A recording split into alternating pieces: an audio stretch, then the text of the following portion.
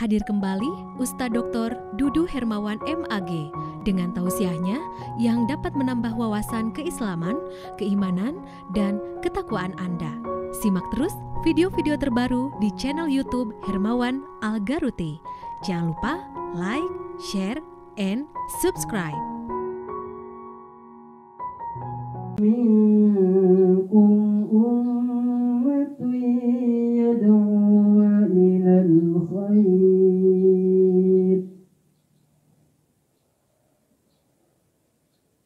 ويأمرون بالمعروف وينهون عن المنكر وأولئك هم المفلحون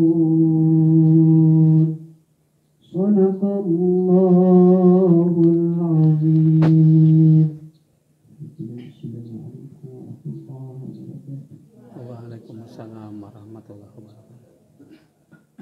Jazakumullah khairan katsiran. Mudah-mudahan apa yang telah dibacakan oleh saudara Jamal bermanfaat atau mendapatkan amal kebaikan buat yang membacanya dan juga buat kita yang mendengarkan. Amin ya rabbal alamin. Untuk acara selanjutnya yaitu acara inti yang akan disampaikan oleh Ustadz Dr. Dudu Hermawan MAG. Maaf Pak Ustadz, sebelumnya minta waktu untuk nanti setelah tausiah sesi tanya jawab. Boleh. Kepadanya waktu dan tempat kami persilakan.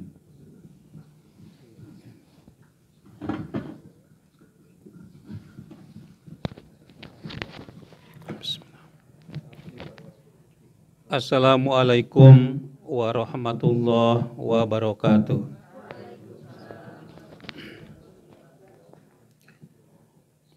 Alhamdulillahi rabbil alamin.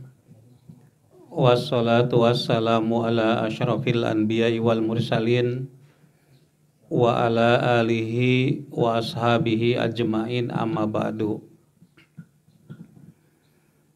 Yang saya hormati pimpinan perusahaan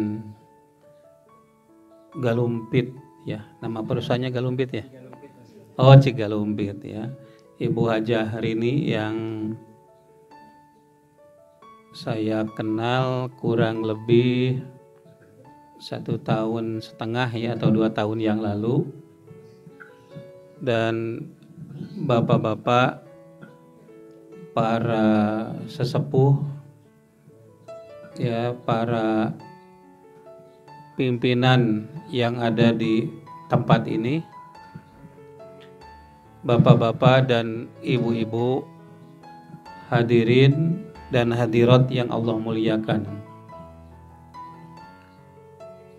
Pada sore hari ini kita berada di tempat ini di perusahaan apa? Telur ya? Iya. Saya cari-cari Pak bab telur. Di dalam Al-Quran itu ada pertanyaan, aman yukhrijal hayya minal mayyiti wa yukhrijul mayyita minal hayyi. Siapa yang mengeluarkan yang hidup dari yang mati dan yang mati dari yang hidup. Yang hidup dari yang mati itu apa? Ayam dari telur. Dan mengeluarkan yang mati dari yang hidup, yaitu telur dari ayam. Ayam dulu, telur dulu, Bu. Ya. Nah, ayam ternyata telur itu dikembangkan menjadi bisnis yang umum itu pada tahun 1400 sebelum Masehi ya, di Mesir. Lalu kemudian berkembang di Cina Dan Cina itu menyuplai telur terbesar sekarang 40% di dunia. Tapi kemudian bukan hanya telur ayam, tapi telur buatan dari bahan-bahan yang ya tidak sama apa isinya dengan telur ayam. Nah, Bapak dan Ibu sekalian, semua kejadian itu harus menjadi pemikiran dan perenungan. Jadi bagi kaum muslimin, kalau kita melihat ayam bertelur, dari yang hidup mengeluarkan yang mati, kemudian dari yang mati telur itu mengeluarkan yang hidup. Nah, siapa itu? Man yukhrijul hayya minal mayyiti wa yukhrijul mayyita minal hayyi. Nanti di ujungnya mereka itu akan menjawab saya qulunallah. Mereka akan mengatakan Allah gitu. Karena kita sendiri itu tidak bisa melakukan hal itu. Nah, jadi kewajiban umat Islam apabila ada fakta-fakta, ada peristiwa-peristiwa, ada kejadian-kejadian, itu umat Islam itu wajib berpikir. Nah, di dalam Al-Quran banyak sekali ayat yang memerintahkan kita untuk berpikir. Istilah yang digunakan adalah ro'a ya, nadoro, fakaro, akola, dan beberapa term lain atau istilah lain yang menunjukkan arti berpikir. Coba ibu-ibu, bapak-bapak kita lihat najis ya, bab najis saja. Najis anak laki-laki umur kurang dari 2 tahun tidak makan kecuali air susu ibu, itu najis mukhafafah, artinya najis ringan. Tapi kalau najis anak perempuan kurang dari 2 tahun itu mutawasitoh, menengah. Lalu nanti pertanyaan, apakah Islam itu bias gender atau diskriminatif begitu ya. Nah, kita umat Islam itu wajib untuk melakukan perenungan ya, atau pemikiran. Ini saya nggak tahu ini pakai mic ini bagaimana caranya. Oh iya.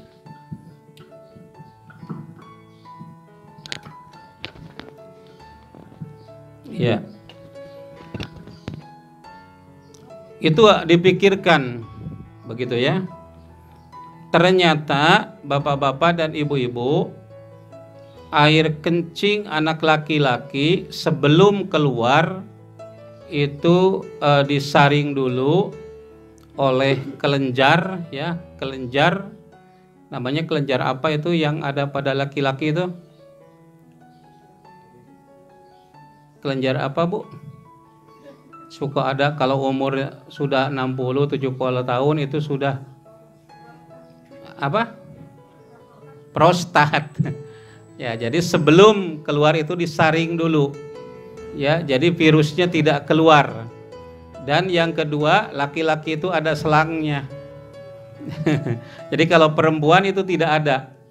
Nah, maka air yang keluar dari laki-laki, anak laki-laki itu lebih bersih dibandingkan dengan dari anak perempuan begitu. Sehingga najisnya juga membersihkan, cukup diciprati saja.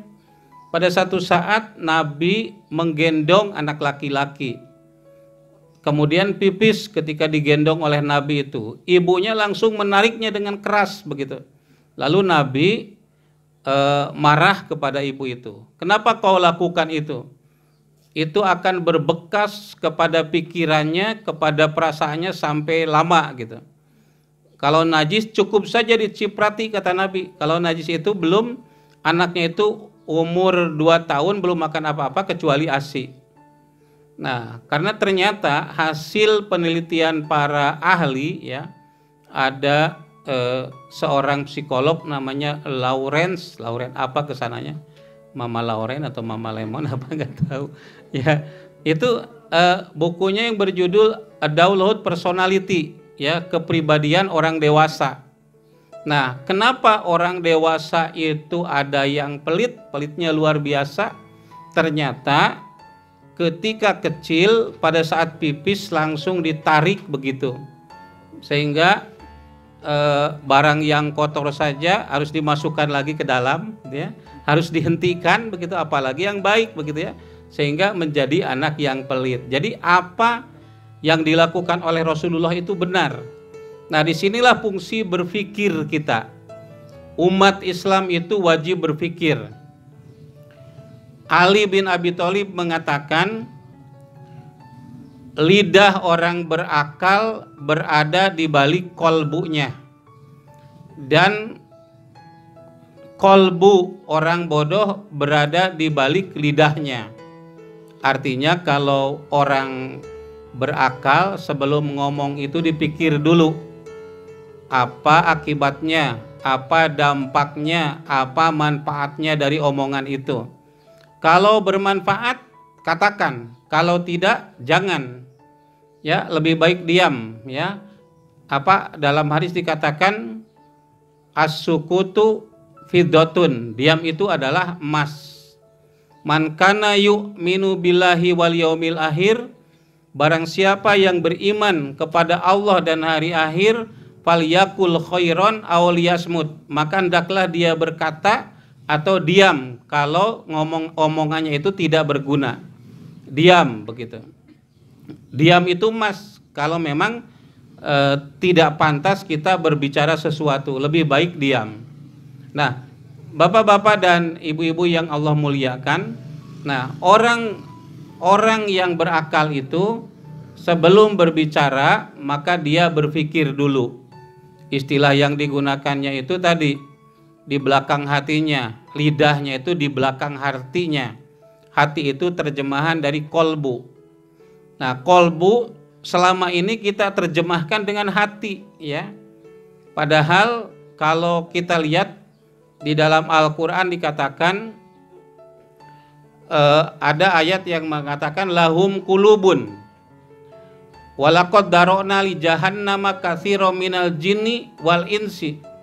Kami telah sediakan penghuni neraka jahanam itu kebanyakan dari manusia dan jin. Lahum kulubun la yafqahuna biha. Mereka itu mempunyai qalb, tapi mereka tidak berpikir. Nah, ini timbul pertanyaan, apakah di dalam hati itu ada fungsi berpikir atau tidak? Ternyata hasil penelitian para ahli psikologi positif atau ahli neurologi mengatakan bahwa yang ada pikiran itu adanya di dalam jantung. Di dalam jantung itu kurang lebih ada 40.000 neuron. Maka jantung bisa berpikir. Maka arti kolbu itu bisa diartikan jantung, bukan liver, karena dalam liver tidak ada fungsi berpikir gitu. Adanya itu di dalam jantung. Nah, itu terjemahannya. Jadi yang berpikir itu apa? Yaitu neuron, ya, yaitu saraf-saraf yang ada di otak. Saraf otak itu bukan hanya di kepala tapi juga adanya di jantung. Maka jantung itu bisa untuk berpikir. Nah, orang-orang yang berakal sebelum dia melakukan sesuatu berpikir dulu baru bertindak. Tapi kalau orang bodoh bertindak dulu baru berpikir. Nah, berpikir itu harus kritis. Kritis itu teliti. Dicari kemungkinan-kemungkinan, persoalan-persoalan, kekeliruan-kekeliruan, agar di dalam memberikan pertimbangan itu tidak keliru, agar tidak salah. Jadi kalau kita mau melangkah 2 langkah, lihat dulu 10 langkah ke depan, takut di depan itu ada jurang. Kalau kita mau belok ke kiri, ya, 1 langkah, lihat dulu beberapa langkah ke kiri itu. Demikian juga ke kanan, ke belakang, dan seterusnya. Ya, teliti begitu. Di dalam hadis yang dikatakan takwa, ya, menurut Ka'ab, Ubay bin Ka'ab, Umar bin Khattab pernah bertanya kepada Ubay bin Ka'ab, "Ya Ubay, apa arti dari takwa?" Lalu Ubay bin Ka'ab bertanya, "Ya Amirul Mukminin, bagaimana pendapatmu jika kamu berjalan di suatu tempat di kiri kanan ada jurang. Lalu Umar mengatakan harus hati-hati. Nah maka Ubay mengatakan itulah takwa. Jadi takwa itu hati-hati, teliti. Jadi kritis gitu ya. Jadi sebelum melakukan tindakan atau suatu perbuatan, suatu amal, kita wajib melakukan pemikiran terlebih dahulu dan berpikirnya itu harus hati-hati, teliti atau kritis begitu. Sehingga terhindar dari berbagai kesalahan. Ya seperti kita ini yang ada di sini sebelum mengerjakan suatu tindakan, ya kalau dokter tindakan medis, nah kalau bapak-bapak yang kerja di sini tindakan terhadap persoalan yang dihadapi gitu. Nah itu harus dipikirkan dulu secara teliti. Kenapa? Karena kalau tidak teliti kemungkinan kerugian itu akan terjadi. Nah lalu bagaimana korelasinya pemikiran dengan amal itu? Ya, tadi saya katakan bahwa sebelum bertindak, sebelum beramal atau berbuat, maka yang harus kita lakukan adalah berpikir. Nah, pemikiran itulah yang akan mempengaruhi bagaimana amal dari seseorang itu. Amal mana yang akan kita pilih? Nah, di dalam banyak ayat suci Al-Quran itu dijelaskan banyak sekali begitu ya. Di antaranya pemikiran itu ada yang disebut dengan style berpikir ya, cara berpikir. Dan cara berpikir itu akan menentukan pilihan-pilihan dalam melakukan suatu perbuatan. Kalau orang yang selalu positive thinking, berpikir positif, semuanya akan positif begitu ya. Dan karena kita berpikir positif, maka yang kita pikirkan akan memberikan hal yang positif juga. Nah, di dalam suatu hadis dikatakan, wallahu fi aunil abdi makanal abdu fi auni ahihi. Allah itu akan memberikan pertolongan kepada hamba selama hamba itu memberikan pertolongan kepada hambanya, kepada hamba Allah gitu. Allah akan menolong seorang hamba selama hamba itu menolong saudaranya. Allahu ma'adoni abdi. Allah itu beserta dengan prasangka hambanya. Nah, prasangka atau dzon itu merupakan bagian dari pemikiran. Nah, orang yang berpikiran positif, dia akan nyaman. Ada yang namanya style of explanation ya, yaitu gaya menjelaskan fakta-fakta. Ada orang yang tersenyum. Kalau orang yang negative thinking, wah ini berarti mentertawakan ya. Tapi kalau yang positive thinking, alhamdulillah ada yang suka sama saya. Ketemu saya tersenyum ya. Ada orang yang marah-marah kepada kita. Orang yang negative thinking akan mengatakan dia benci kepada saya.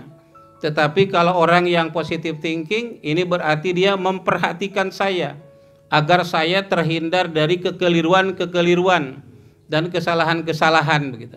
Nah, itu orang yang selalu pikirannya itu positif. Al-Quran itu selalu memerintahkan kepada kita untuk memikirkan semua yang ada itu. Dari hasil pemikiran itulah kemudian muncul amal-amal perbuatan yang kita lakukan. Tadi dikatakan di dalam ayat itu bisa dicek Ibu, kalau tidak salah saya tadi sudah ngirimkan makalah ya. Ada ayat-ayat yang menjelaskan, ayat itu ada yang menjelaskan, kamu coba lihat, kalau penglihatanmu hilang, kalau pendengaranmu hilang, kalau pikiranmu hilang, lalu siapa yang akan mengembalikan penglihatan itu? Siapa yang akan mengembalikan pendengaran itu? Kalau bukan Allah. Bagi Allah gampang, bapak-bapak, ibu-ibu. Saya ini sebetulnya tidak melihat ya.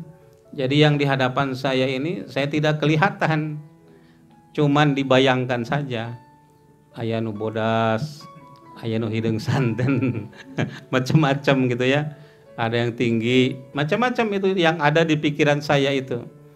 Nah, lalu kalau Allah tidak mengembalikan penglihatan itu, siapa yang akan mengembalikan? Pikirkan, renungkan.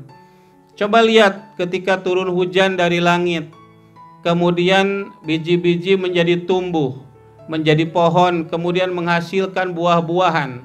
Siapa yang bisa melakukan itu? Ketika kita menanam jeruk, yang jadi jeruk, pohonnya pohon jeruk, daunnya daun jeruk, buahnya buah jeruk. Diulangi lagi, nanam jeruk, buahnya buah jeruk, daunnya daun jeruk. Diulangi lagi. Setiap kali menanam jeruk, yang tumbuh jeruk. Pertanyaannya, apakah hal itu terjadi secara kebetulan seperti keyakinan orang ateis, atau ada yang mengaturnya? Pasti ada yang mengaturnya. Allah yang mengaturnya itu. Kemudian setiap hari matahari terbit di ufuk timur dan tenggelam di barat. Pada malam hari bumi ini dalam keadaan gelap, pada siang hari dalam keadaan terang. Siapa itu yang menciptakan? Inna fi khalqis samawati wal ar wa ikhtilafil lail wan nahar la ayatil liulil albab. Ya, sesungguhnya dalam penciptaan langit dan bumi dan pergantian siang dan malam, sungguh-sungguh menjadi terdapat ayat-ayat Allah bagi orang yang berpikir, ulil albab. Siapa mereka? Alladzina yadhkurunallaha qiyama wa qu'uda wa ala junubihim wa yatafakkaruna fi khalqis samawati wal ard. Rabbana ma khalaqta hadza batilan subhanaka fakina adzabannar. Ulil albab, orang yang cerdas itu tidak harus profesor. Orang yang cerdas, ulil albab, tidak harus doktor. Orang yang tidak sekolah sekalipun bisa menjadi ulil albab. Asal syarat-syaratnya tadi. Pertama, alladzina yadhkurunallah, yaitu orang yang zikir kepada Allah baik dalam keadaan berdiri ataupun dalam keadaan duduk ataupun dalam keadaan berbaring. Dan yang kedua adalah wa yatafakkaruna fi khalqis samawati wal ard, dan berpikir, merenung tentang penciptaan langit dan bumi. Lalu mereka mengatakan, coba setelah kita lihat langit, lihat bumi, dalam Al-Quran disebutkan langit dan bumi diciptakan dalam 6 masa. 6 masa itu berapa begitu ya? Berbeda-beda. Apakah 6 hari atau 6 tahun atau berapa? Lalu yang dikatakan hari itu ukurannya berapa? Kalau hari kita itu ukurannya cuma 24 jam. Tapi dalam Al-Quran ada fi yaumin ya'rujul malaikatu fi yaumin kana miqdaruhum sina alfasana. Malaikat itu terbang menuju langit pada satu hari, dalam satu hari yang ukurannya setara dengan 50.000 tahun. Nah, 50.000 tahun itu perjalanan apa? Kalau perjalanan cahaya, ya, per detiknya itu 400.000 per detik kali 60 kali 60 kali 24 kali 50.000. Berapa nolnya itu? Banyak teka bayangnya. Berapa triliun, berapa kuantiliun. Menyebut angkanya saja kita tidak tahu. Coba kalau nolnya 3 berapa itu? 1000. Kalau nolnya 6 1.000.000. Kalau nolnya 9 1 miliar. Kalau nolnya 12 1 triliun. Kalau nolnya 15 sudah sulit kita menyebutkan berapa itu jumlahnya. Tadi kalau dalam penciptaan langit, bahan bakunya Allah ciptakan langit itu dalam pisit tati ayamin, dalam 6 hari. Tapi pengertian harinya berapa? Tadi dikatakan kalau ukuran hari itu setara dengan 60.000 tahun gitu. 60.000 tahun itu perjalanan apa? Nah, itu lama sekali. Tapi kemudian langit dan bumi ditegakkan oleh Allah dalam tempo sekejap. Maka dalam Al-Quran disebutkan ala lahul khalqu wal amru. Ketahui Allah itu memiliki al-khalqu. Al-khalqu itu artinya penciptaan melalui proses alamiah. Tapi kalau al-amru penciptaan tanpa melalui proses. Mungkin saja ada anak yang umur 5 tahun tiba-tiba jadi kakek-kakek. Nah, atau mungkin saja anak yang sudah 60 tahun tapi masih kecil. Iya, bisa saja anak 60 tahun ya. Itu bisa saja terjadi begitu. Nah, kalau al-khalqu itu penciptaan melalui proses. Seperti penciptaan bahan baku langit dan bumi. Itu melalui proses sampai waktunya fisit tati ayamin. Tapi menegakkan langit dan bumi seperti yang kita saksikan sekarang itu dalam tempo yang singkat. Innama amruhu idza aroda sayan ayyakula lahu kun fayakun. Sesungguhnya Allah apabila menghendaki sesuatu tinggal katakan kun, jadi, maka terjadilah gitu. Nah, jadi yang harus kita yakini, pertanyaan orang, apakah Allah tidak bisa menciptakan manusia sekaligus pada waktu lahir sudah langsung kakek-kakek? Jawabannya bisa, tapi yang Allah kehendaki tidak seperti itu. Melalui proses alamiah atau yang disebut al-khalqu. Tapi ketika menciptakan Nabi Adam alaihissalam, Allah berfirman, inna mathala Isa kamasali Adam khalaqahu min turabin tsumma qala lahu kun fayakun. Sesungguhnya perumpamaan Isa seperti Adam. Allah ciptakan Adam dari tanah, kemudian Allah katakan jadi, maka terjadilah Adam. Jadi kalau ada orang Nasrani, ini ada yang Nasrani nggak di sini, Bu? Nggak ada ya? Nggak apa-apa, sekalian diskusi. Orang Nasrani mengatakan Isa itu anak Tuhan. Kenapa? Karena dilahirkan tanpa ayah. Cuman ibu saja, tanpa ayah. Nah, tetapi kenapa mereka tidak mengatakan Adam itu Tuhan? Kenapa? Karena Adam itu dilahirkan tanpa ayah dan tanpa ibu. Adakah orang Yahudi mengatakan Adam itu Tuhan? Jawabannya tidak. Adakah orang Nasrani mengatakan Adam itu Tuhan karena diciptakan tanpa ayah dan ibu? Jawabannya tidak. Apalagi Islam. Makanya Al-Quran menyebutkan inna mathala Isa kamasali Adam. Sesungguhnya perumpamaan Isa itu seperti Adam. Allah ciptakan Adam min turabin, dari tanah, tsumma qala lahu kun fayakun. Jadilah, jadi. Gampang bagi Allah, tergantung kepada kehendak Allah. Mau penciptaan melalui al-khalqu atau melalui proses, atau penciptaan melalui al-amru, perintah saja langsung jadi gitu. Itu hak Allah untuk menentukan itu. Jadi Allah tidak bisa kita paksa. Kenapa Tuhan tidak ciptakan manusia langsung saja dewasa? Ya, langsung saja jadi profesor gitu. Bisa saja, tapi tidak Allah pilih itu untuk menciptakan manusia ini. Makanya di dalam Al-Qur'an ketika menciptakan Adam, Allah gunakan kata inni khalaqtu. Sesungguhnya aku ciptakan Adam. Tapi ketika menciptakan kita, Allah gunakan inna khalaqna. Sesungguhnya kami. Kenapa kami? Karena ada peran serta makhluk. Perannya apa? Ya kalau untuk menghasilkan bayi kan ada pernikahan dulu. Lalu ada malam pertama sampai punya anak ya. Nah, itu kan proses gitu. Jadi ada peran ibu dan bapak. Allah ciptakan ayam dan telur di sini. Tidak langsung jadi telur semuanya, tidak langsung jadi ayam, melalui proses gitu. Itulah manusia itu harus bekerja, berpikir. Makanya dalam hadis dikatakan tafakkaru fi khalqillah wala tafakkaru fi dzatillah. Hendaklah kalian berpikir tentang makhluk Allah. Akan manfaat kalau kita mikir tentang makhluk itu. Ada rumput, coba teliti, pikir ya. Ada ayam, pikir begitu. Ada jeruk, pikir gitu. Sekarang jeruk Garut kan sudah musnah.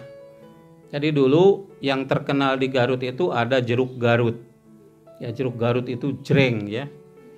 Seger sekali gitu ya. Saya merasakan dulu. Domba Garut, dodol Garut. Nah, jeruk Garut itu pada tahun 82 itu terkena letusan Gunung Galunggung sehingga perkembangannya tidak sebaik dulu. Kemudian sebagiannya lagi diungsikan ke Malang, ya diamankan. Setelah Galunggung reda, dikembalikan lagi ke Garut. Ternyata tidak seperti dulu lagi. Jeruk Garut yang dulu berbeda dengan yang sekarang begitu. Nah itu oleh para pemikir seharusnya diteliti bagaimana cara mengembalikan jeruk Garut itu kepada jeruk Garut yang asli seperti dulu. Nah, itu akan bermanfaat kalau kita memikirkan tentang makhluk Allah. Nah, ini telur misalnya. Satu ayam dalam satu hari berapa kali telurnya, Bu? 1 kali. Nah, seharusnya oleh pemikir dipikirkan bagaimana supaya ayam itu bisa bertelur dalam satu hari lebih dari 1 kali, bisa 5 kali misalnya, ya bisa 6 kali. Apakah itu akan bisa? Ya akan bisa, dipikir. Ya, jebol ya. Ya. Itu kalau pesawat itu dulu belum ada baling-baling yang bisa muter-muter gitu ya. Nah, kemudian diteliti bisa belum bisa menembus awan Columbus namanya. Nah, ternyata setelah diteliti dipikir itu bisa. Itu manfaat tafakkaru fi khalqillah. Berpikirlah tentang makhluk Allah. Wala tafakkaru fi dzatillah. Kalian jangan berpikir tentang zat Allah. Kenapa? Fa innakum lan taqdiru qadrah. Kalian itu tidak akan mampu memikirkannya, tidak akan sampai pikirkan kalian itu kepada zat Allah itu. Jangan pikir-pikir itu. Allah itu sembah saja. Kita ibadah saja kepada Allah. Jangan memikirkan zatnya. Yang dipikirkan itu makhluknya. Ya, makhluk supaya kita mendapatkan untung dan hasil dari pemikiran itu. Nah, Bapak sekalian, korelasinya dengan amal perbuatan kita itu seperti apa? Orang-orang yang berpikir akan bisa menentukan bahwa semuanya ini diciptakan oleh Allah. Nah, lalu kita kenalan dengan Allah melalui sifat-sifatnya, melalui ajaran-ajarannya. Ternyata Allah itu memerintahkan kepada kita untuk beramal. Lalu amal apa yang kita pilih, pikirkan mana yang lebih baik. Makanya ada beberapa hal yang menjadi catatan kita dalam melakukan amal. Jadi dari memikir, ada 2 hal yang kita pikirkan. Yang pertama adalah memikirkan wafil afaki, apak, cakrawala gitu ya. Di angkasa di dunia ini ada 500 miliar galaksi. Galaksi itu gugusan bintang-bintang. Dalam satu galaksi itu terdiri dari bermiliar-miliar bintang. Ada satu galaksi namanya galaksi Bima Sakti. Nah, dalam galaksi Bima Sakti itu bintang namanya matahari. Matahari itu adalah bintang yang paling dekat dengan kita. Pada masing-masing bintang ada planet, pada masing-masing planet ada satelit. Ya, planet yang ada pada matahari adalah planet bumi salah satunya. Kita ada di bumi ini. Dan satelit yang dimiliki oleh bumi adalah bulan. Kita suka melihat bulan. Nah, itu semuanya kita pikirkan, Kalau yang terlalu besar itu bagian para astronot, para ahli falak ya. Kalau kita tidak akan, umurnya tidak akan cukup ya untuk anak cucu kita saja. Nah, kemudian yang kedua yang kita pikirkan adalah wa fi anfusikum, dalam diri kalian, diri kita.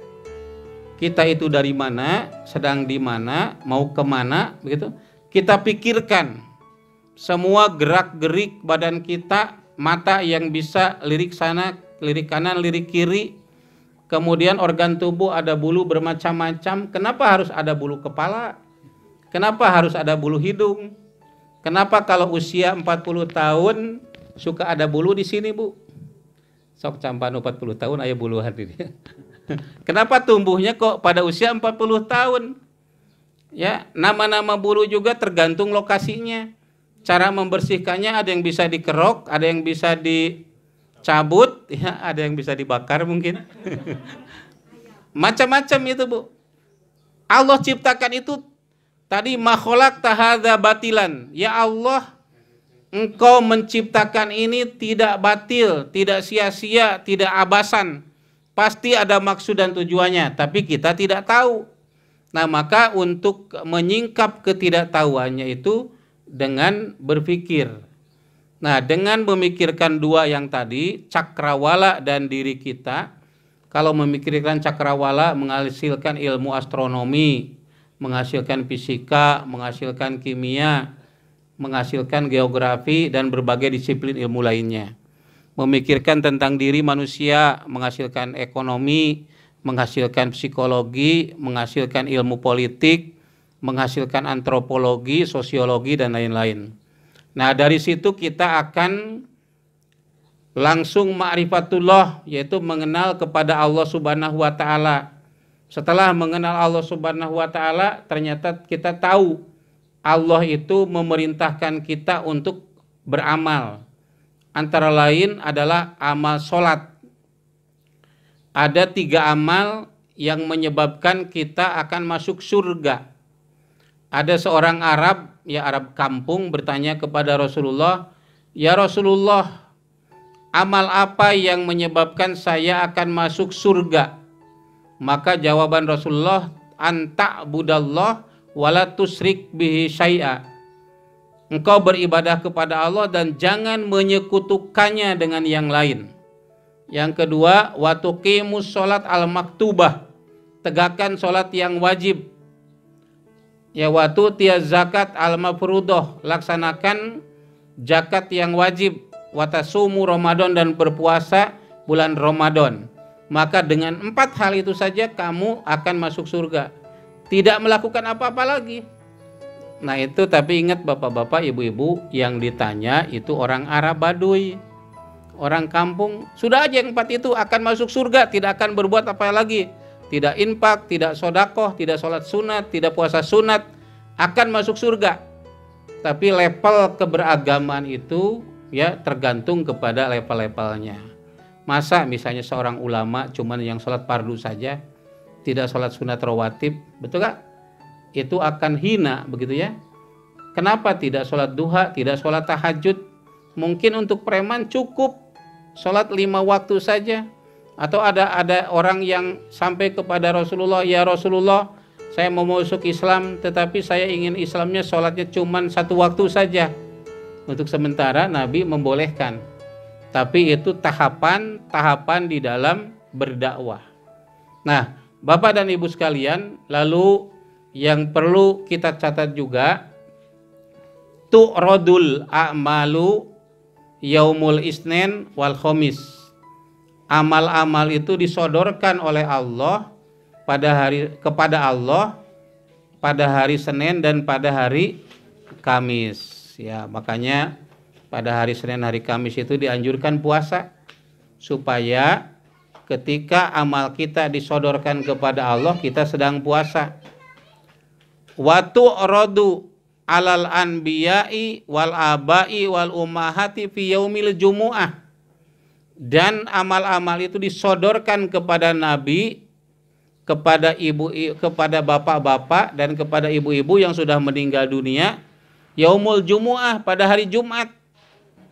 Nah, fayafrahuna, maka mereka berbahagia. Lalu mereka menjadi berseri-seri, wajahnya menjadi putih dan terpancar cahaya.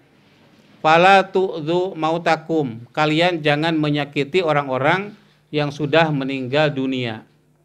Jadi ingat, pada hari Jumat itu amal-amal kita itu diperlihatkan kepada para nabi kita, kepada Nabi Muhammad, ya, oleh malaikat. "Ya Rasulullah," kata malaikat, "ini amal hambamu, namanya Dudu Hermawan. Kalau kebetulan amalnya baik, Nabi bahagia. lalu disodorkan kepada orang tua saya juga, kepada bapak saya, kepada ibu saya yang sedang berada di alam kubur itu. Maka kalau amal saya itu baik, maka ibu bapak itu dalam keadaan bahagia.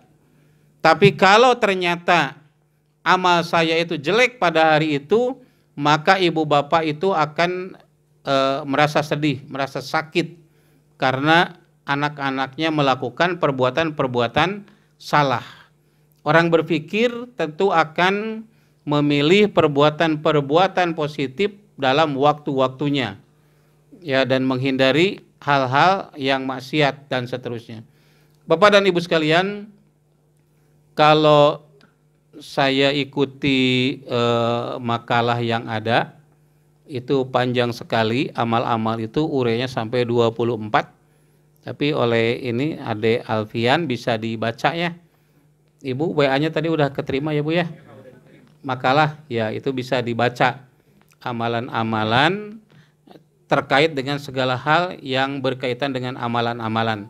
Jadi saya akan memberikan kesempatan untuk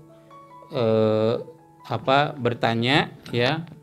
Karena saya lebih suka ditanya daripada menyampaikan, karena tidak tahu kebutuhannya apa gitu. Ya, itu saja mungkin. Terima kasih. Wassalamualaikum warahmatullahi wabarakatuh.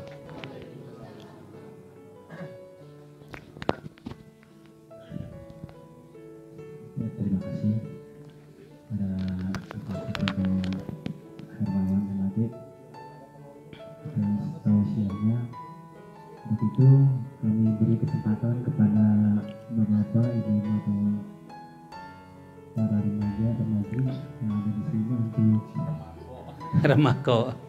Iya. ada remaja-remaji di sini datang untuk bertanya kepada Pak Ustadz tentang apa yang tadi disampaikan, atau mungkin hal yang lain dulu, pasti boleh. Boleh Pak, boleh. Silakan. Oke. Iya. Assalamualaikum warahmatullahi wabarakatuh. Waalaikumsalam warahmatullahi wabarakatuh. Pertama kenalan dulu ya Pak. Nama Iya. saya Alfian.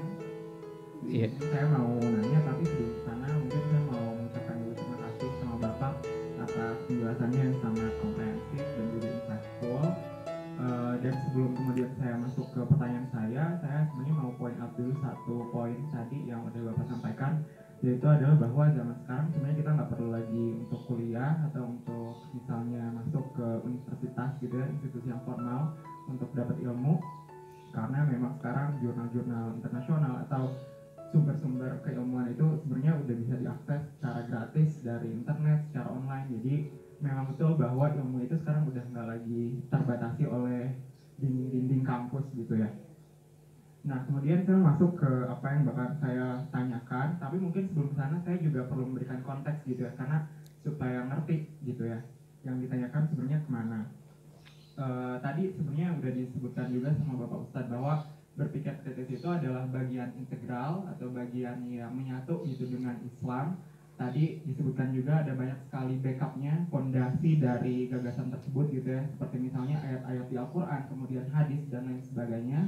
Dan juga kalau kita lihat secara historis, sebetulnya juga kan Islam banyak sekali pemikir-pemikir ataupun ilmuwan-ilmuwan yang datang dari tubuh Islam itu sendiri gitu ya, yang kemudian akhirnya menjadi katalisator atau berkontribusi terhadap perkembangan zaman itu sendiri gitu. Jadi memang betul sekali bahwa critical thinking adalah bagian yang tidak terpisahkan dari Islam.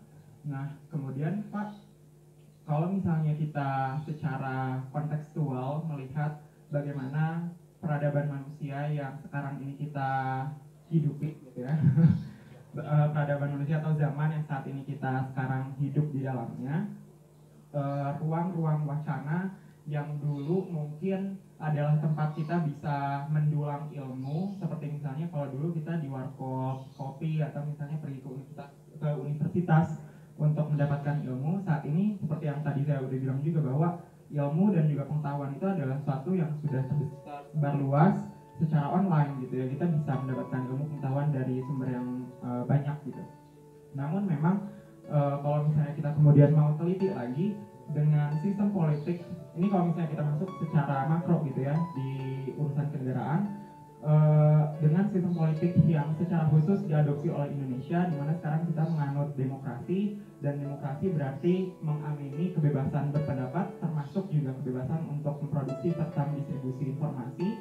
Akhirnya ada cost atau eksternalitas atau apa eksternalitas?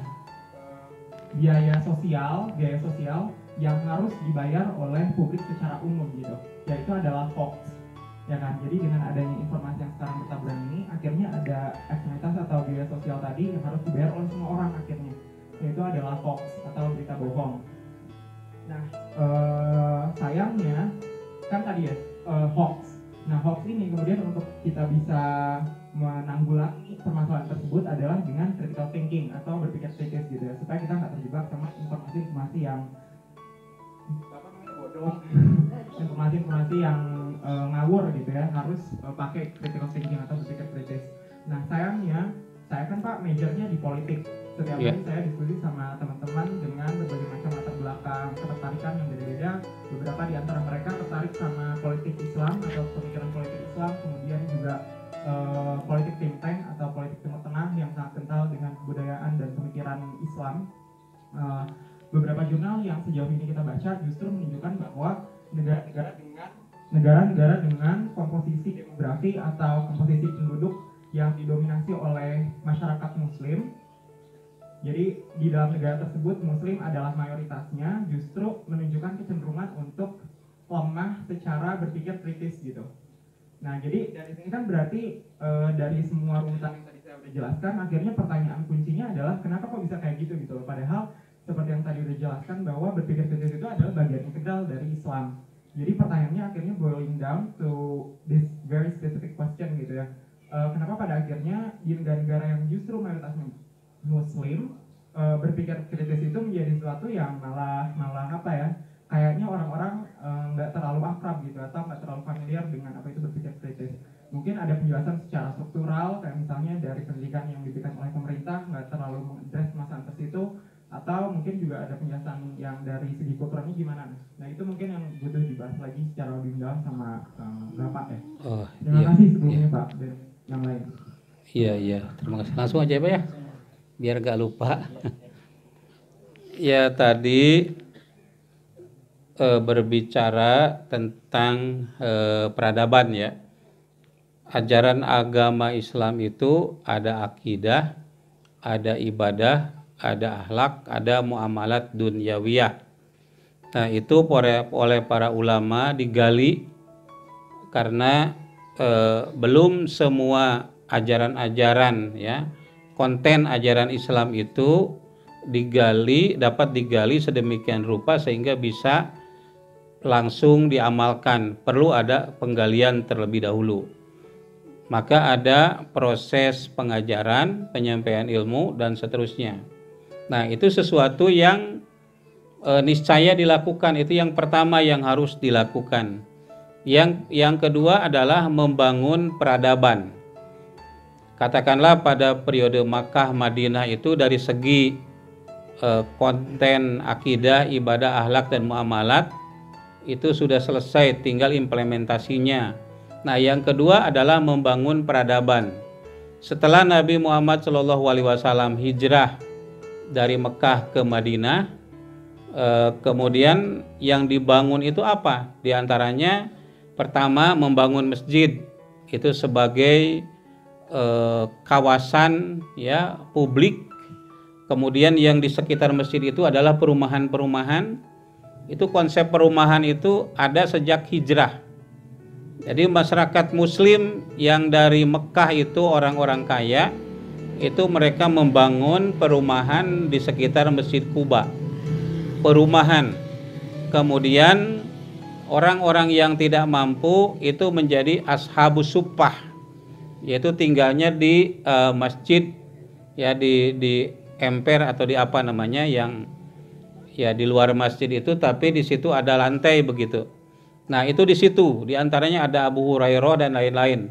Itu tinggalnya di situ. Kemudian membangun Masjid Nabawi sebagai pusat peradaban pada saat itu. pasukan perang sebelum berangkat perang itu dilatih dulu di masjid. Kemudian pulang perang dievaluasi.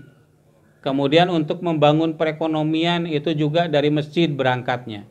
Dan masjid itu sebagai pusat peradaban, termasuk politik, sehingga pada waktu Nabi Muhammad ingin jelas hubungan antara negara dan warga negara, ya, antar warga negara, antar pemeluk agama dan antar suku, maka Nabi Muhammad itu membuat suatu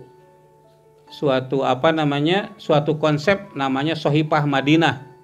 Itu ada beberapa pasal yang kalau kita gali ini merupakan undang-undang dasar atau konstitusi pertama di dunia ini gitu. Itu yang pertama, ya. Jadi itu bidang politik. Nah, kemudian masalah demokrasi tadi. Demokrasi itu artinya kekuasaan rakyat, ya. Jadi ada namanya demokrasi politik, yaitu hak-hak peran serta masyarakat dalam menentukan kebijakan publik. Nah, maka kalau kita telusuri negara mana yang paling demokratis di dunia ini, ya, apakah Amerika, apakah Inggris, Prancis atau macam-macam itu. Nah, ternyata kalau ukuran demokrasi itu adalah peran serta masyarakat di dalam menentukan, dalam ikut serta dalam menentukan kebijakan-kebijakan negara, maka yang paling demokratis itu negara-negara Islam, ya. Misalnya di Libya, presiden dipilih langsung oleh rakyat, menteri-menteri dipilih langsung oleh rakyat, sehingga disebut aminus sa'bi litarbiyah.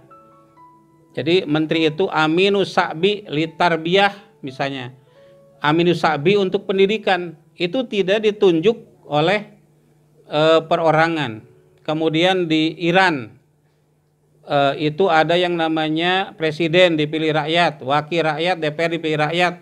Kemudian wilayatul faqih itu juga dipilih rakyat. Itu demokrasi. Nah, tetapi perlu dicatat, demokrasi di dalam Islam itu bukan demokrasi liberal, tetapi demokrasi teistis atau teodemokrasi, demokrasi yang dibatasi oleh aturan-aturan Allah, oleh ajaran-ajaran Allah. Nah, pada abad pertengahan, Islam itu maju dalam berbagai bidang. Nah, pada awal Islam, yaitu pada zaman Nabi, pada periode Madinah, itu berkembang dalam bidang politik, sehingga Nabi bukan hanya sebagai pemimpin agama. Kalau di Mekah itu hanya pemimpin agama, tidak memiliki wilayah kekuasaan, tidak memiliki hak untuk mengatur semua orang. Tapi setelah Madinah ada batas-batas wilayah kekuasaan, ada daerahnya. Kemudian yang kedua ada masyarakat yang diatur oleh Nabi, dan yang ketiga ada undang-undang dasar pertama, yaitu Sohipah Madinah. Jadi 3 syarat itu merupakan syarat untuk dikatakan sebagai suatu negara. Nah, di situ Nabi sebagai pemimpin politik dan juga pemimpin agama. Kemudian dalam bidang politik, terkait dengan politik itu Nabi pernah menyampaikan kepada para sahabat.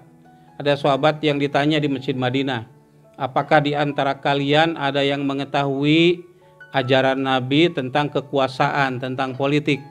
Ada seorang sahabat yang menyampaikan, ada, saya pernah dengar Rasulullah bersabda. Maka sabda Nabi itu apa? Pertama, kepemimpinan pada zamanku, fi ahdi. Yang kedua, al-khilafah ar-rasyidin, khulafaur rasyidin. Dan yang ketiga, al-muluk al-ad, yaitu raja-raja yang kuat, yaitu dinasti Umayyah, dinasti Abbasiyah. Kemudian al-muluk al-mujbir, ya, yaitu pemimpin-pemimpin yang diktator. Kemudian yang terakhir al-khilafah ala minhajin nabawi. Nah, itu tahapan-tahapan perkembangan politik di dunia Islam yang akan terjadi. Nah, kemudian dalam bidang politik itu berkembang sampai dinasti Umayyah. Perluasan kekuasaan atau ekspansi itu mencapai 1 mil dalam 1 hari gitu. Kekuasaan Islam sampai ke berbagai kawasan. Coba dapat kita bayangkan, Mesir yang tadinya tidak pakai bahasa Arab jadi bahasa Arab, Maroko atau Marrakesh, kemudian Suriah, Lebanon, Palestina, semuanya itu tidak berbahasa Arab, menjadi berbahasa Arab. Jadi kekuatan politik pada waktu itu sangat luar biasa. Nah, kemudian pada zaman dinasti Abbasiyah itu berkembang ilmu pengetahuan, astronomi, ilmu falak, optik, parfum, semuanya tumbuh pada saat itu. Nah, para pemikir muslim itu mereka berpegang kepada Quran. Al-Quran itu memerintahkan untuk berpikir, apalah tatafakkarun, apalah ta'qilun, apalah tubsirun. Banyak ayat-ayat yang mengkritik umat Islam yang tidak mau berpikir kritis begitu ya. Nah, jadi abad pertengahan umat Islam itu maju dalam berbagai bidang. Ilmu yang sekarang berkembang di barat itu hampir semuanya ilmu Islam. Hanya mereka itu menyembunyikan. Misalnya begini, saya pernah mempelajari filsafat namanya Al-Qudama Ul-Khomsah, 5 keabadian, karangan Ar-Razi. Nah, Ar-Razi itu bukunya itu adanya di Jerman. Jadi bahasa Arabnya sudah terputus-putus. Kemudian saya belajar juga At-Tibur Ruhani. Saya belajar itu semuanya itu tidak ada di dunia Islam bukunya. Mereka curi pada waktu perang salib. Jadi mereka tinggal menjiplak saja. Beberapa tahun yang lalu saya diundang untuk untuk mendapatkan informasi bahwa Jerman sudah bisa membuat alat untuk mengkopi buku-buku yang sudah terputus-putus itu menjadi tulisan rapih gitu. Jadi yang sudah berabad-abad tahun yang lalu karya umat Islam dalam berbagai bidang itu bisa dibaca seperti ya buku biasa kita ini. Cok anu terputus-putus terus kurinyu segala macam. Ya dibawa ke Jerman. Bahkan yang dari Wanaraja ini Cinunuk. Nah, Bapak Ibu Simkuring ya waktu menyusun disertasi judulnya kecil yaitu model pengembangan kepribadian sehat berbasis kebudayaan Sunda, studi etnografi pada turunan Menak di Cinunuk Wanaraja. Saya telusuri ke sana, ternyata dokumen-dokumennya ada di Belanda seperti Wawacan Rawi Mulud banyak di situ ya. Saya kontak kawan yang ada di Belanda, ada di sana itu. Eta teh ti Cinunuk, belum lagi dari mana-mana gitu ya. Mereka itu mencuri ilmu yang kita miliki. Ya mungkin Alpian bisa membaca buku sosiologi Francis Bacon ya. Nah, Francis Bacon itu menulis sosiologi menjiplak dari bukunya Ibnu Khaldun. Tapi mereka tidak mengutip. Kalau sekarang ini kalau orang mendapat gelar doktor, ngutip dari satu buku tapi tidak disebutkan kutipannya, itu gelar doktornya bisa dicabut gitu ya. Tapi mereka itu mengutip, mencuri ilmu dari Islam, satu buku ngajiplak semuanya, lalu dibilang ini tulisan dia, Francis Bacon misalnya begitu ya. Itu dari Ibnu Khaldun. Jadi umat Islam pada waktu itu berkembang pesat abad pertengahan pada saat dunia barat itu masih dalam era namanya The Dark Age ya, abad kegelapan. Tapi kemudian pada abad 16 ditemukan Tanjung Harapan di Amerika, jalur-jalur perdagangan yang tadinya melalui jalur dunia Islam itu berpindah ke Tanjung Harapan itu, kemudian negara-negara Islam menjadi miskin, terjadi perpecahan di kalangan umat Islam, banyak yang memisahkan diri dari negara Islam itu sehingga muncul dinasti-dinasti kecil. Jadi akibat dari perpecahan itu akibat dari lemahnya ekonomi gitu. Nah, lemahnya ekonomi gara-gara corona. Ayeuna namanya, bukan dulu. Jadi dulu begitu. Nah, sehingga orang tidak lagi bergelut dalam ilmu. Jadi ketika Islam di bawah kekuasaan Turki Utsmani, pada waktu itu ada beberapa tokoh seperti Ibnu Rushd ahli filsafat ya. Bukunya zaman Turki Utsmani, bukunya itu dibakar. Pada orang Barat itu mempelajari buku itu di Spanyol, sehingga banyak tokoh seperti Leibniz, Spinoza dan lain-lain mempelajari buku dari Ibnu Rushd itu. Itu luar biasa pertumbuhan dan perkembangannya. Berpikir kritis itu asalnya dari Islam. Ya, dari buku Faslul Maqal yang ditulis oleh Ibnu Rushd yang dibuang oleh orang Islam karena dianggap sesat ya. Kemudian dibuang, diambil oleh orang Barat, dipelajari oleh mereka, tapi kemudian gereja itu marah. Sehingga buku-buku Ibnu Rushd juga diberi racun supaya orang-orang Nasrani tidak baca buku Ibnu Rushd. Tetapi orang-orang Nasrani tetap saja membaca, sehingga muncul pemikir-pemikir yang hebat dari Barat dan menyebabkan dunia Barat itu maju gara-gara membaca buku Ibnu Rushd. Nah, kemudian oleh gereja itu dibuang ajaran Islam dari buku Ibnu Rushd, yang diambil adalah pemikiran kritis, pemikiran logis, berpikir logis dari Ibnu Rushd itu. Tapi sudah dibuang nilai-nilai keagamaan Islamnya. Nah, itulah sebabnya mengapa dunia Barat itu maju, karena menggunakan pemikiran modern dari Ibnu Rushd. Dan mengapa dunia Islam berpikir kritisnya muncul? Karena zaman Turki Utsmani banyak pemimpin yang bodoh. Kalau pemimpin yang bodoh tidak tahu apa yang seharusnya dipegangi oleh orang Islam, sehingga buku-buku Ibnu Rushd itu dibakar. Yang diambil adalah buku-buku Imam Al-Ghazali gitu. Sampai akhirnya pada tahun 1924 kehilafahan Turki Utsmani bubar. Maka kesultanan-kesultanan itu memisahkan diri, dan akibatnya sampai hari ini dunia Islam masih terpuruk. Katanya abad 15 ini adalah abad kebangkitan Islam. Ini adalah abad ke-15. Sekarang di Amerika banyak gereja yang tutup, dibangunlah masjid. Di Jerman juga banyak orang-orang Jerman yang tidak mau beranak, ya, dan banyak orang Turki, maka Islam itu bertambah di sana. Kemudian di Italia juga itu pusatnya Katolik Roma, yang tadinya pusat Katolik, tapi kemudian sekarang Islam di situ tumbuh berkembang dengan baik. Jadi jangan khawatir, abad ini adalah abad kebangkitan Islam. Saya kira itu. Terima kasih.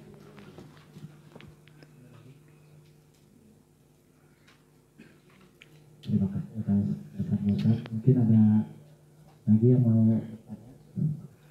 Sok ibu bari ngaropi. Kakuping sing kararesek. Kereseknya. Assalamualaikum warahmatullahi wabarakatuh. Ya. Nama saya Jamaluddin. Saya ingin lebih membahas kepada perang Jamal atau perang antara Sayyidina Ali dan Sayyidah Aisyah. Mungkin beberapa waktu ke belakang saya beberapa orang saya tanya, termasuk pada ulama besar dari Ormas NU, beliau mengatakan bahwa ketika saya menanyakan hal itu, beliau menjawab bahwa kita tidak harus bersikap anggap saja itu adalah sebuah musibah di dunia umat Islam. Dan saya pun pernah datang ke orang-orang Syiah. Mereka itu berpihak kepada Sayyidina Ali. Nah, itu udah tentu.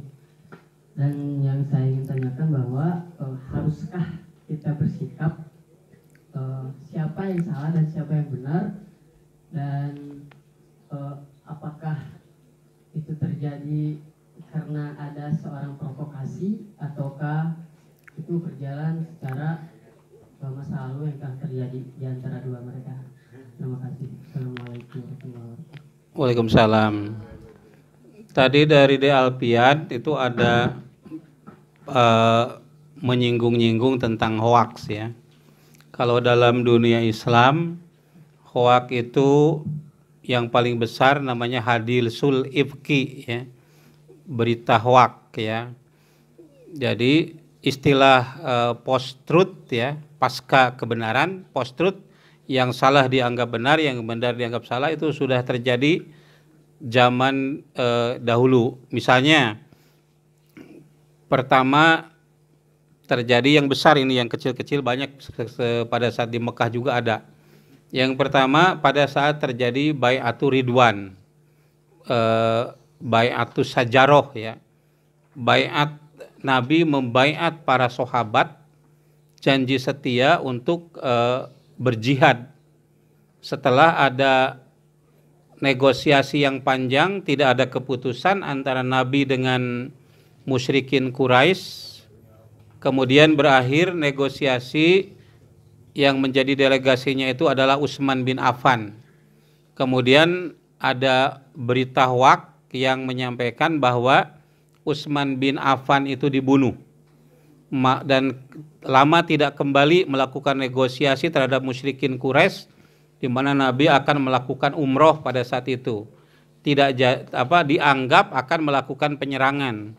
Nah, Utsman sebagai delegasi agak terlambat pulangnya, sehingga ada yang menginformasikan berita hoaks bahwa Utsman dibunuh. Kemudian Nabi mengadakan Bai'atul Aqobah, janji setia kepada 1.400 sahabat lebih ya, untuk berjihad sampai titik darah penghabisan. Itu gara-gara hoaks gitu ya. Kemudian hoaks yang terjadi pada Aisyah. Ketika pulang dari perang, Aisyah pulang terlambat. Ada informasi bahwa Aisyah itu bersama dengan Sofwan. Kemudian bin Ubay bin Salul disebar luaskan bahwa Aisyah itu berzina dengan Sofwan. Tapi kemudian hoaks itu dijawab oleh Al-Quran, surat An-Nur, ternyata itu tidak terjadi begitu. Nah, kemudian terjadi lagi antara Ali dengan Muawiyah. Dari pihak Ali ada surat yang mengancam Aisyah akan dipenggal lehernya. Kemudian juga dari pihak Aisyah juga ada surat kepada pihak Ali bin Abi Thalib. Maka di situ terjadi saling serang. Maka namanya itu perang Jamal ya, perang Kang Jamal. Anu tadi narosnya. Nah, jadi perang Jamal itu tadi perang antara Ali dan sahabat-sahabat lainnya di satu sisi melawan Aisyah dan sahabat-sahabat yang lain di sisi lain. Akibat apa? Itu akibat hoaks. Tapi kemudian terjadi perdamaian ya di antara mereka gitu. Nah, lalu siapa yang salah? Yang salah itu yang menyebarkan hoaks ya. Siapa yang menyebarkan hoaks? Nah, di sini banyak versi. Ada yang mengatakan itu adalah kaum Syiah gitu, yang menyebarkan hoaks, mengadu domba antara dua sahabat Nabi itu, antara menantu dengan minantu tere namanya. Karena Aisyah itu kan Fatimah itu bukan anaknya Aisyah tapi anak tirinya. Ya, anak Rasulullah itu anak tere apa namanya? Jadi minantu tere jeung mitoha tere gitu. Nah, perang itu luar biasa begitu ya. Nah, tapi di sini ada beberapa pelajaran yang dapat kita ambil. Apakah kita harus bersikap siapa salah siapa benar? Tadi saya sebutkan. Tapi ada beberapa. Pertama, bahwa perang dilakukan oleh Aisyah menunjukkan bahwa perempuan juga dalam kondisi tertentu boleh ikut berperang. Dalam keadaan yang lain cukup mengadakan perbekalan saja. Nah, yang kedua, bahwa umat Islam itu kadang-kadang diadu domba oleh pihak-pihak tertentu. Jadi ingat bahwa sekarang misalnya antara negara-negara Timur Tengah yang satu dengan yang lain, saya ketika di Mekah itu mendengarkan berita-berita yang ada di TV Mekah. Ternyata menghantam Qatar begitu ya. Nah, atau juga sebaliknya, itu pasti di balik itu ada yang mengadu domba, hoaks yang ditimbulkan oleh berbagai kalangan terhadap dunia Islam, termasuk di Indonesia ini begitu. Sekarang kelompok Islam yang mayoritas ini seolah-olah minoritas. Ya, itu luar biasa di Indonesia ini. Pasti di balik itu ada orang-orang penyebar hoaks, ya, pembisik kepada kedua belah pihak, yang membisik kepada pemerintah, presiden misalnya, ada yang membisik juga kepada kelompok muslim, kepada rakyat. Nah, itu bisa menimbulkan peperangan jamaah, ya, seperti pada zaman Aisyah itu, atau terjadi perjanjian Hudaibiyah atau sajarotu baiatus sajaroh gitu. Itu gara-gara hoaks itu. Ya, jadi hoaks itu kadang-kadang ya kita melihat itu yang salah itu malah menjadi benar karena berulang-ulang terjadi. Ya, jadi orang itu paham terhadap algoritma yang ada dalam benak atau pikiran manusia gitu. Dan peranan buzzer, jadi buzzer itu orang-orang bayaran untuk menyerang satu kelompok. Coba sama Bapak Ibu di Facebook atau di Facebook ya, disebarkan yang mengecam satu orang, apakah itu misalnya Luhut atau siapa, nanti akan ada penyerang-penyerang itu. Nah, atau sebaliknya ya, yang musuh-musuhnya itu para buzzer yang dalam satu hari harus memuji si A minimal 8 kali pujian. Itu satu akun sosial media ya. Berapa ribu itu yang memuji satu orang itu. Kemudian di satu sisi harus memojokkan orang lain yang menjadi musuhnya minimal 8. Nah, itu beredar sekarang itu sehingga kita kebanjiran informasi yang belum tentu benar. Maka kita sebagai muslim itu harus berpikir kritis, menerima informasi itu harus tabayun. In ja'akum fasikun binaba'in fatabayyanu, apabila datang kepada kalian suatu berita maka tabayun, check and recheck, bukan hanya nonton check and recheck ya, tapi kita juga harus melakukan check and recheck. Kalau saya itu suka nanya, dulu waktu Anies Baswedan diberhentikan jadi menteri, digantikan sama Muhadjir Effendi, saya telepon orang Jakarta, kenapa ini Anies diganti? Oh, ceritanya panjang gini, ya udah paham. Ya, kemudian ya macam-macam lah. Jadi di balik berita itu ada cerita. Jadi ada berita yang ada di TV kita dengar, di radio, di koran, tapi di balik berita itu ada ceritanya. Nah, cerita di balik berita itulah, atau berita di balik cerita di balik berita itulah yang jarang diekspos ke media massa, media sosial gitu, sehingga kita tidak tahu yang sebenarnya yang terjadi itu apa gitu. Ada ceritanya banyak begitu. Ya, sekira begitu, Pak. Terima kasih. Ada lagi ya? Ada pertanyaan lagi? Satu banyak, Bangga.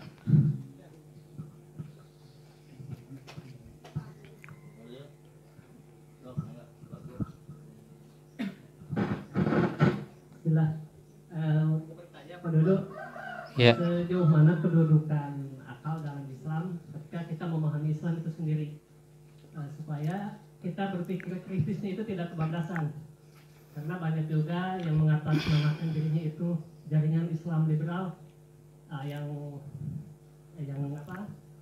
yang serba harus sesuai dengan akalnya. Kalau dulu kan ada paham yang namanya Mu'tazilah. Nah, sekarang ini di anak-anak muda khususnya banyak yang berpikir kritis, namun dikhawatirkan ya berpikir kritisnya itu kebablasan yang mana dianggap oleh sebagian para ulama itu justru menyesatkan. Itu bagaimana tolak ukurnya, batasan-batasan akal itu sendiri dalam Islam sejauh mana itu, Pak? Iya. Assalamualaikum. Waalaikumsalam warahmatullahi wabarakatuh. Kita dapat informasi itu dari dua ya. Pertama dari wahyu, yang kedua dari akal pikiran. Wahyu Al-Quran atau kitab suci ya. Ada dua pandangan ini. Pandangan kaum rasionalis Mu'tazilah fungsi akal itu adalah fungsi informatif. Sedangkan wahyu adalah fungsi konfirmatif. Jadi pemberi informasi yang benarnya adalah akal. Kemudian wahyu itu hanya memperkuat saja. Tetapi paham Ahlus Sunnah wal Jamaah, wahyu itu sebagai fungsi informatif, akal itu konfirmatif, artinya memperkuat wahyu. Ya, jadi ada dua itu yang menjadi pilihan. Al-Quran fungsi informasi, ya, kemudian diperkuat oleh wahyu, oleh apa? Oleh akal gitu. Jadi akal itu hanya memperkuat apa yang ada dalam Quran, menjabarkan, memperkuat. Itu menurut paham Ahlus Sunnah wal Jamaah. Nah, tetapi kalau paham Mu'tazilah dan kaum rasionalis lainnya, bahwa wahyu itu fungsi konfirmatif, memperkuat akal. Jadi yang pokok itu akal. Nah, saya akan jelaskan seberapa menit deh teh. Saya harus berpikir ya. Ada 4 hal yang dapat diketahui oleh akal. Pertama adalah ma'rifatullah, mengenal Allah tanpa ada Quran, tanpa ada hadis, tanpa ada Taurat, tanpa ada Injil, akal manusia bisa mengenal Tuhannya. Itu menurut paham Ahlus Sunnah wal Jamaah, Mu'tazilah, Jabariyah, ya, Maturidiyah, Bukhara dan Samarkand. Jadi semua aliran Islam itu berkeyakinan bahwa akal itu dapat mengenal Tuhan. Nah, yang kedua, akal itu dapat ma'rifatul husni wal qabh, yaitu mengetahui yang baik dan yang buruk. Itu menurut paham Ahlus Sunnah wal Jamaah, paham apa Mu'tazilah, paham Ahlus Sunnah, ya, Maturidiyah, Samarkand, ya. Ya, itu dua, yang lain tidak begitu. Yang ketiga yang dapat diketahui akal itu adalah kewajiban ma'rifatullah, wajib mengenal Allah. Itu menurut paham Mu'tazilah, sementara Maturidiyah Samarkand sama, yang lain tidak sepakat. Jadi akal itu tidak memposisikan mewajibkan.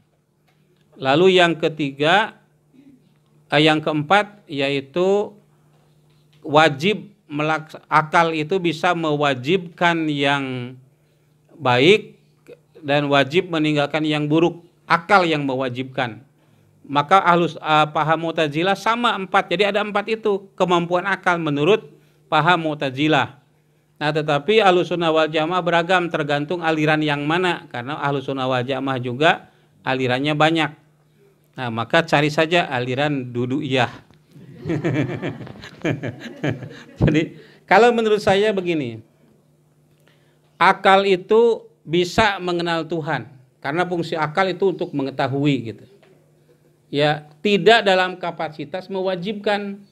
Karena kalau akal mewajibkan itu sama dengan jeruk makan jeruk gitu. Yang mewajibkan itu harus apa? Wahyu. Jadi akal itu bisa mengenal dua. Pertama ma'rifatullah, tapi dia tidak sempurna mengenalnya, nanti kadang keliru memahaminya. Otak manusia itu kan beda-beda, tidak semuanya filosof. Ya, tidak semuanya pendidikannya S1, S2, S3. Nah, tidak semuanya. Yang S1, S2, S3 juga belum tentu paham. Nah, yang kedua, mengetahui mana yang baik, mana yang buruk. Contoh, misalnya hari maling, buruk tidak? Buruk. Harus pakai dalil? Tidak harus, akal juga udah tahu. Tapi kalau dicari detailnya, akal tidak akan tahu. Maka harus dibantu oleh wahyu. Ya, oleh Quran ataupun oleh Al-Hadis. Nah, jadi mengenal dua. Yang mewajibkan itu adalah wahyu. Jadi akal tidak bisa mewajibkan kepada manusia ma'rifatullah, mengenal Allah. Akal tidak bisa mewajibkan manusia bahwa kamu harus berbuat baik dan tidak boleh berbuat buruk. Tidak bisa mewajibkan, karena kalau akal yang mewajibkan, tidak ada konsekuensi hukumnya di akhirat nanti begitu. Maka dalam ayat ma kunna mu'adzibina hatta nab'atsa rasula, kami tidak akan mengazab suatu kaum sampai kami mengutus rasul. Jadi kalau misalnya orang pedalaman Irian Jaya yang tidak pernah mengenal agama, tidak pernah mengenal apa, kemudian saling bunuh, apakah akan masuk neraka? Ya, karena belum pernah ada dakwah Islam ke sana, belum ada dakwah yang lain, itu tidak kena ketentuan. Jangan di pedalaman Irian Jaya ya, pedalaman Garut saja, kita jangan menganggap Garut itu hanya Samangen. Ya, itu Samangen, Wanaraja, bukan hanya itu, tapi juga sana ke Cimahi sana masih banyak orang yang belum tahu salam, belum tahu menjawab salam. Apakah ini Islam sudah sampai kepada mereka? Belum tentu. Jadi ada pemuda datang ke sana, assalamualaikum, kalau kacar ulang cilung gitu, naon, tak apalin assalamualaikum. Nah, jadi itu dakwah belum sampai kepada yang begitu. Makunna mu'adzibina hatta nab'atsa rasula. Jadi akal itu membantu ya wahyu dalam memahami fakta-fakta. Misalnya seperti tadi, bagaimana Allah mengeluarkan yang mati dari yang hidup. Ya, misalnya oksigen, hidrogen, dan benda-benda yang dibutuhkan lainnya, itu kan benda mati. Lalu masuk menjadi makanan, menjadi hidup, begitu ya. Nah, itu akal yang perlu menjelaskan, membantu memahami wahyu. Contoh lain ketika menjelaskan tentang hujan, huwaladzi apa itu ayatnya? Alladzi ja'ala lakumul ardo firosa wasamaa binaa wa anzala minas samai ma'an fa akhraja bihi minas samarot. Nah, apa arti langit di situ? Sama. Anzala minas samai ma'an, Allah turunkan hujan dari langit. Langit yang mana? Ya, langit itu apa gitu. Nah, itu akal dan ilmu yang dapat menjelaskan itu. Langit itu mana? Ngageduk kok itu saya naik pesawat ternyata hujan teh ada di bawah gitu. Berarti langitnya di mana? Di hanapeun pesawat gitu. Nah, jadi langit itu misalnya langit yang dari situ turun hujan itu adalah lapisan atmosfera misalnya kan begitu. Di atasnya lagi lapisan apa itu adalah kerja akal pikiran dan ilmu pengetahuan. Jadi wahyu dipahami oleh orang, dalam memahaminya itu dibantu oleh akal pikiran. Jadi sumber informasi yang pertama adalah wahyu. Kemudian akal itu memperkuat apa yang ada di dalam wahyu. Jadi fungsi Al-Quran adalah fungsi informatif, sementara akal pikiran adalah fungsi konfirmatif gitu. Memperkuat ya, sehingga banyak orang yang sudah belajar filsafat ya, kemudian banyak yang tidak sholat dan lain-lain ya, setelah berpikir filsafat, apalagi kalau sudah mempelajari si Frederick Leibniz dipelajari itu. Nah, kemudian saya pelajari filsafat barat, timur, utara, selatan. Saya pelajari filsafat timur itu filsafat Cina, filsafat India, filsafat Islam begitu ya. Kemudian kalau barat ya filsafat ya Amerika, ya hampir semua 21 peradaban kita pelajari, di mana benang merah dari semua peradaban itu. Nah, ternyata saya masih tetap muslim, saya masih tetap sholat, tidak terpengaruhi oleh pemikiran-pemikiran filsafat itu, karena bagi saya filsafat itu adalah memperkuat pemikiran atau memperkuat apa yang ada di dalam wahyu.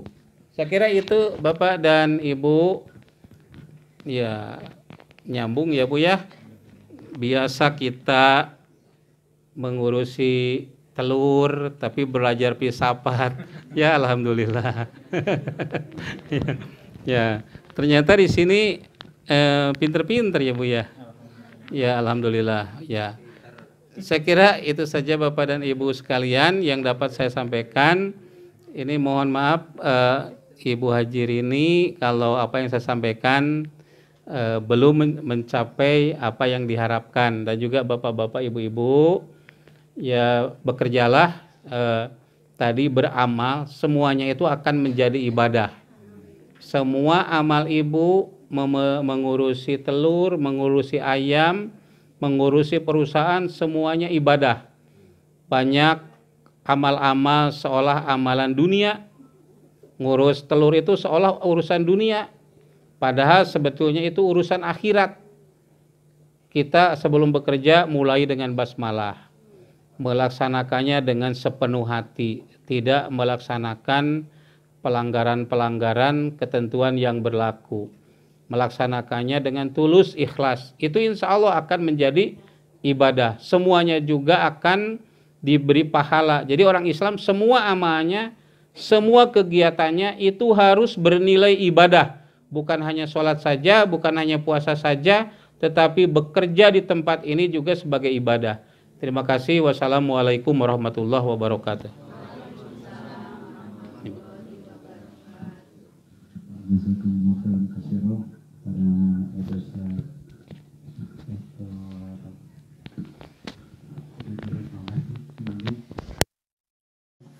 Demikianlah kajian dan informasi yang apik dan menarik dari Ustadz Dr. Dudu Hermawan MAG. Insya Allah wawasan dan ilmu Anda bertambah. Bertambah pula hidayah dari Allah, dan dengan hidayah dari Allah maka Anda semakin dekat kepadanya. Jangan lupa sekali lagi subscribe, like, dan share video ini kepada semua orang yang Anda kenal. Jangan lupa Anda saksikan video-video berikutnya.